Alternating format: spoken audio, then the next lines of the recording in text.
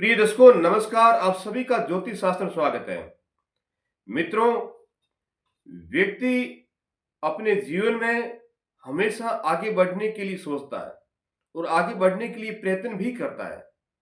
व्यक्ति इतना करते हुए भी व्यक्ति को कई प्रकार की मानसिक परेशानियों से गुजरना पड़ता है, क्योंकि परेशानियां व्यक्ति के जीवन में आती रहती है और उसका निदान भी व्यक्ति स्वयं ही करता है। तो कुछ ऐसी परेशानियां होती है जो व्यक्ति को जीवन पर्यंत तक उसका पीछा नहीं छोड़ती है। तो ऐसे परेशानियां किस वजह से आती है, उसका क्या कारण होता है और ज्योतिष शास्त्र उसका क्या बताता है। अब ऐसी जब परेशानी आती, जैसे उदाहरण के तौर पर हम ये मान लेते हैं कि व्यक्ति अधिक कमा रहा है, खूब कमा रहा है, लेकिन व्यक्ति के पास वो धन टिकता नहीं है। इसके अलावा आय के जो स्रोत है वो धीरे धीरे बंद हो जाते हैं। घर के अंदर आए दिन कलह झगड़ा ये होता रहता है। तो ये क्या है, इसका मुख्य कारण क्या कारण होते हैं? तो उनमें से एक जो दोष होता है वो वास्तु दोष होता है। वास्तु दोष जो घर आदि से माना जाता है, ये दोष घर के अंदर बनता है। तो ये दोष, जो इसके दोष के क्या लक्षण हैं और क्या कारण होते हैं और क्या इसके उपाय हैं, आज हम इसी के बारे में चर्चा करेंगे। तो इस वास्तु दोष के लक्षण होते हैं जो मैं आपको एक पर ज्योतिष के आधार पर बता रहा हूं कि क्या उसके मुख्य लक्षण होते हैं।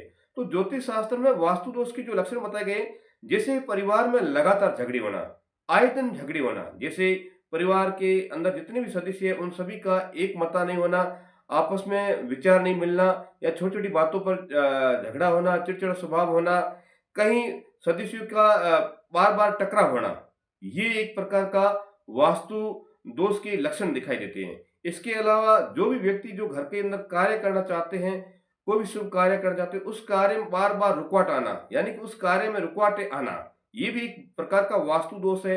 इसके अलावा घर के सदस्य कोई भी है वो बार बार बीमार पड़ जाते हैं, तो बार बार बीमार पड़ना ये भी एक वास्तु दोष में ही माना जाता है। इसके अलावा धन का ना रुकना, व्यक्ति कितना भी कमाए लेकिन वो धन टिकता नहीं है और उसके अंदर धन के अंदर बरकत नहीं हो पाती है, क्योंकि ये वास्तु दोष की वजह से होती है। इसके अलावा घर में मन नहीं लगना या बेचैनी होना या फिर बार बार डरावने सपने आना या घर के अंदर रखे हुए पेड़ पौधे हैं वो जैसे पौधे होते हैं वो सूख जाना, तो ये सभी दोष वास्तु दोष के लक्षण माने जाते हैं। अगर ये घर के अंदर होता है तो इसका मतलब घर में वास्तु दोष है।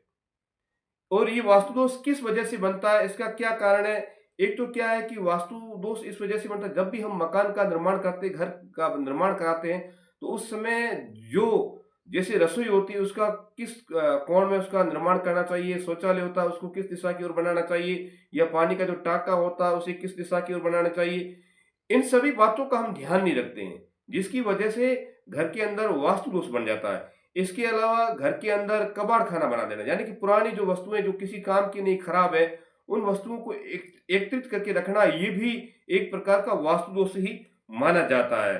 फिर घर के अंदर मुख्य द्वार है उसको गलत दिशा की ओर लगाना, जो घर का मुख्य दरवाजा है, जो मुख्य गेट होता है उसको गलत दिशा की ओर लगाना, ये भी एक प्रकार का वास्तु दोष होता है। या फिर भूमि दोष हो जाता है, कहीं वो भूमि शुद्ध ही नहीं होती है, यानी उसमें घर के अंदर धूप बत्ती अगरबत्ती वगैरह ये नहीं होती है और परमात्मा का स्मरण नहीं होता, भजन कीर्तन नहीं होता, तो ये सभी दोष इन वजहों से बन जाते हैं। और ये दोष जब बनते हैं तब भयानक परिणाम देते हैं, जैसे कि मैंने आपको पहले इसके लक्षण बताए, ये देखने को मिल जाते हैं। अब अगर घर के अंदर वास्तु दोष बन ही गया है तो उसके लिए क्या उपाय किए जाए, किस प्रकार उसके उपाय को दूर करें, करने का प्रयत्न करें उस वास्तु दोष को, तो एक उपाय करके हम उसके दोषों को दूर कर सकते हैं। तो क्या इसके लिए हमेशा सुबह शाम अपने दरवाजे या खिड़कियां वो खुली रखें और मुख्य द्वार पर पौधे लगाए, पौधे विशेष करके तुलसी के या गिलोय के लगाए, वो बढ़िया रहते हैं क्योंकि उसके अंदर वास्तु दोष नहीं होता है। और ईशान कोण में एक पानी का लोटा भर कर रखे जिसमें गंगा जल हो, वो हमेशा भर कर रखे और सुबह समय भर कर के और दूसरे दिन उसको फिर खाली करके नया सिरे से भर कर रखे।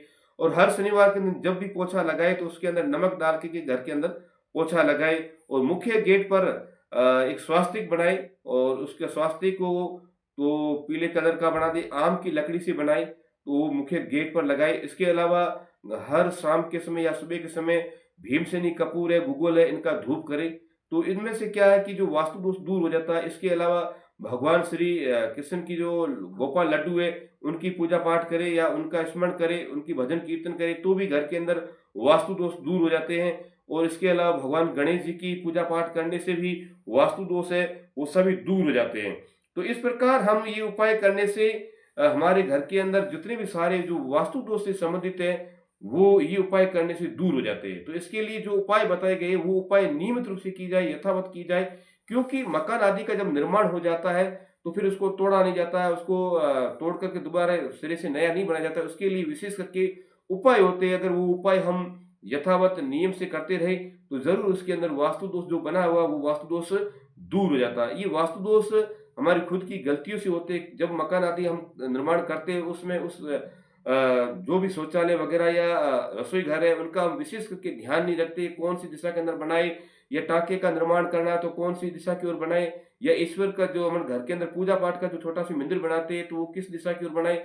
इन सभी बातों का ध्यान नहीं रखने के कारण से घर के अंदर वास्तु दोष बन जाता है। और जब भी वास्तु दोष बन जाता है, तो वो जो मैंने आपको पहले लक्षण बताए थे, वो लक्षण देखने को मिलते, जैसे घर के सदस्यों का आपस में मेल मिलाप नहीं होना, या जो भी धन कमा रहे उसमें बरकत ना होना, आर्थिक तंगी होना, घर का सदस्य बार बार बीमार होना, या मन मुटाव होना, या बेचैनी होना, या डरावने सपने आना, कहीं ना कहीं ये सभी वास्तु दोष के लक्षण पाए जाते हैं।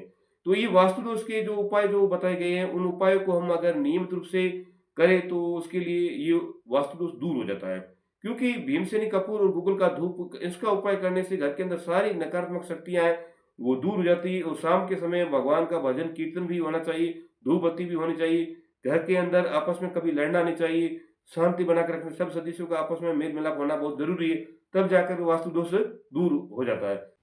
ऐसे ही ज्योतिष संबंधी जानकारी प्राप्त करने के लिए मेरे चैनल को अभी फॉलो करें, शेयर करें, लाइक करें, कमेंट करें। राधे राधे, जय श्री कृष्णा।